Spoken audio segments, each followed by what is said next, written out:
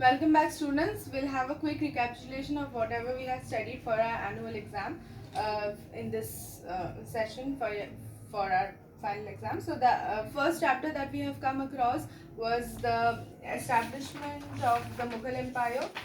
So we have come across how the Mughal Empire was established and the various rulers and their contribution in the history of India. We have come across Babur, who was the founder of the Mughal Empire, and his first battle of Panipat, the consequences, and his policy with the Rajputs, and the battle of Khandwa, Chanderi, Ghagra, and the finally Tuzuki Babari, from where we get a lot of information about the various architectural establishment, the flora and fauna, and then the customs, the various activities of the people, the nobles, how the administration used to run. Then we have come across Humayun and his expeditions, the military campaigns, attack on Chunar, invasion and loss of Gujarat, and then invasion of Bengal, Battle of Chausa, Battle of Kannauj, and the return of Humayun. Because we know that for a certain period of time, for a period of 10 years around, Humayun had lost his power over the Delhi Sultanate, and we have come across the Sood dynasty, which was established during that point of time. But after that, after 10 years, with the help of a Persian noble, he came back. Humayun came back, and he again usurped the throne and gained back the power. Then we have come across the Sher Shah Suri, the great administrator, and the Sood dynasty, the founder of the Sood dynasty, and his administrative skills and his type of administration, about the revenue administration, the central administration, provincial administration, and the various trade and commerce that was at that point of time, the various ways that trade and commerce was followed. Then transport and communication, military organization of the Sood dynasty. So that was all about the establishment of Mughal Empire. Then we have come across the most important, one of the most important rulers of the Mughal Empire, that is Akbar. So we've come across the expansion, how with the various battles, Akbar had expanded his territories and expanded the length and width of the Mughal Empire, the boundaries of the Mughal Empire. Then his direct conquest and his Rajput policies, which was one of the very important policies.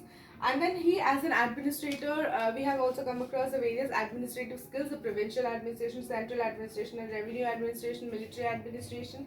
Then the religious policy of Akbar, we have come across the Dinhi Ilahi, or the divine faith, and the various ways how he had tried to establish a secular state, where he gave equal importance to all the religious identities.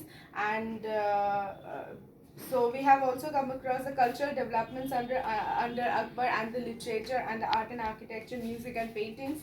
Then in the later Mughal section, we have come across the conquest of Jahangir, where we have come across the conquest in Mewar, Deccan campaigns, loss of Kandahar, and then the influence of Noor Jahan, and then Shah Jahan, his conquest and his clash with Portuguese, and all of this, Deccan conquest and all of this. Then patronage or architecture of Jahangir and Shah Jahan we have come across, and how Shah Jahan, and we have come across the various important establishment of the Mughal Empire under Shah Jahan's rule. And then how Aurangzeb had usurped the throne and his Deccan policy, and how finally there was a decline of the Mughal Empire. So these were the three chapters. Then we have come across the rising kingdoms of the south, where we have come across the Vijayanagar Empire and the Bahmani kingdom. So at that point of time, when Delhi Sultanate was there in the north, Khilji dynasty was there, Tughlaq dynasty was there. So there were similar dynasties in the Deccan region, because the whole of north was under the Delhi Sultanate under Tughlaq dynasty, whereas in the south at that point of time it was the Vijayanagar kingdom, the rise of independent states. It was the Vijayanagar kingdom. After this disintegration of the Vijayanagar kingdom, the Bahmani kingdom appears, and after the disintegration of Bahmani kingdom, the southern states get disintegrated into various independent kingdoms under the names of Bijapur, Golconda, Ahmednagar, Bidar, and Berar. So we have come across the most important ruler of the Vijayanagar Empire, that is Krishnadeva Raya. and we have also come across the various architectural establishments of both the kingdoms of the south and Mahmud Gawan. Also, we have come across this, and last the chapter of Delhi Sultanate, the last chapter of Delhi Sultanate, where we have come across the various political setup under Delhi Sultanate, where we have come across the central administrational position of Sultan, provincial administration, nobility, Ikta system, and all of that. And then socio-economic life, where the nobles, the social life, aristocrats, press town people, and villages were being divided into 4 classes, and the social evils that were prevalent during that point of time, the economic life, the religious life, art and architecture, and the salient features of the architectures, etc.